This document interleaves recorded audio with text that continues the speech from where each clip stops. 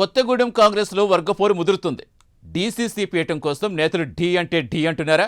ఎవరికి వారే పావులు కదుపుతున్నారా? డీసీసీ పీఠాన్ని పాత కాంగ్రెస్ కోటాలో భర్తీ చేస్తారా, లేక కొత్త వారికి అవకాశం ఇస్తారా? అసలు కొత్తగూడెం కాంగ్రెస్లో ఏం జరుగుతోంది? పాత కొత్త నేతల వాదన ఎలా ఉంది? తెరచాటు రాజకీయంలో చూద్దాం.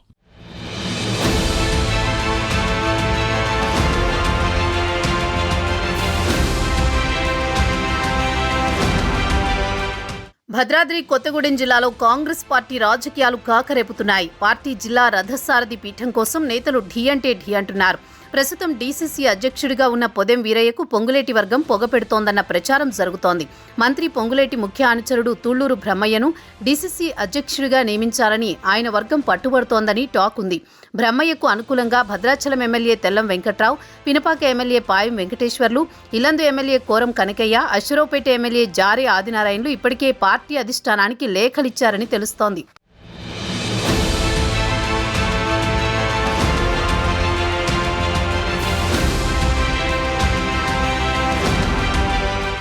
డీసీసీ అధ్యక్షుడిగా పొదెం వీరయ్యని కొనసాగించాలని పాత కాంగ్రెస్ డిమాండ్ చేస్తోందట. కొత్త అధ్యక్షుడి రేసులో తుళ్లూరు బ్రహ్మయ్య పేరు వినిపిస్తుండటంతో పాత కాంగ్రెస్ నేతలంతా అలర్ట్ అయ్యారు. పాల్వంచలో సమావేశమై పొదెం వీరయ్యనే కొనసాగించాలని డిమాండ్ చేశారు. పలువురు గ్రామ, మండల నేతలు పొదెం వీరయ్యకు మద్దతు తెలిపారు.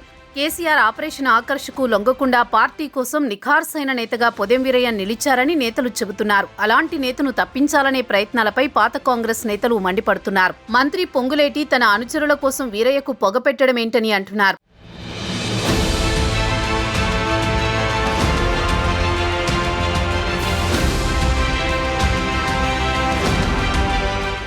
డీసీసీ అధ్యక్షుల ఎంపికలో 3 కేటగిరీలుగా మీనాక్షి నటరాజన్ ఫార్ములా ఉన్నట్లు తెలుస్తోంది. కాంగ్రెస్లో నామినేటెడ్ పదవుల విషయంలో ఆమె తనదైన ముద్ర వేస్తున్నారు. మొత్తం 3 కేటగిరీలుగా లిస్టు రెడీ చేస్తున్నారని జిల్లాలో టాక్ నడుస్తోంది. మొదటి కేటగిరీలో పాత కాంగ్రెస్ నేతలు ఉండగా, రెండో కేటగిరీలో అసెంబ్లీ ఎన్నికల ముందు పార్టీలో చేరిన వారు, మూడో కేటగిరీలో అసెంబ్లీ ఎన్నికల తర్వాత చేరిన నేతలు ఉన్నారు.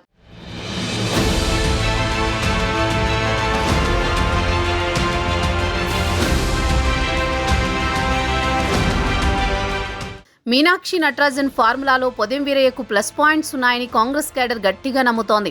కానీ వీరయ్యకి ఇప్పటికే ఫారెస్ట్ డెవలప్మెంట్ కార్పొరేషన్ చైర్మన్గా నామినేటెడ్ పదవి దక్కిందని పొంగులేటి వర్గం చెబుతోంది. దీంతో రెండో కేటగిరీలో అసెంబ్లీ ఎన్నికల ముందు పొంగులేటితో పాటు కాంగ్రెస్లో తుళ్లూరు బ్రహ్మయ్య చేరారు. ఇప్పుడు ఆయన డీసీసీ అధ్యక్షుడు రేసులో ఉన్నారు. ఆయనకు మంత్రి పొంగులేటి అండదండలు, 4 ఎమ్మెల్యేల మద్దతు ఉంది. దీంతో ఆయనకే మంత్రి పదవి దక్కడం లాంఛనంగా కనిపిస్తోంది.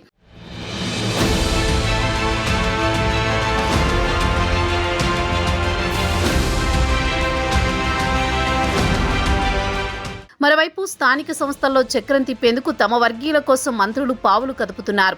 కాంగ్రెస్లో గతంలో డీసీసీ అధ్యక్షుడు అంటే ఏదో అలంకారప్రాయంగా ఉండేది. జిల్లాలో మంత్రులు దగ్గర రబ్బర్ స్టాంపుగా ఉండేవారు. ఇటీవల రాహుల్ గాంధీ జోడో యాత్ర తర్వాత కాంగ్రెస్లో పరిస్థితులు మారాయి. జిల్లా కాంగ్రెస్ రథసారథులను బలోపేతం చేస్తేనే పార్టీ మనుగడ ఉంటుందని భావిస్తున్నారు.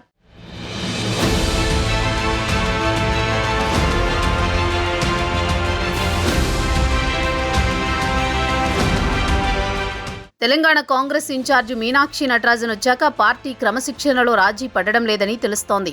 పదవులు, ఎంపిక, టికెట్ల కేటాయింపుల్లో డీసీసీ అధ్యక్షుడికి కీలక పాత్ర ఉంది.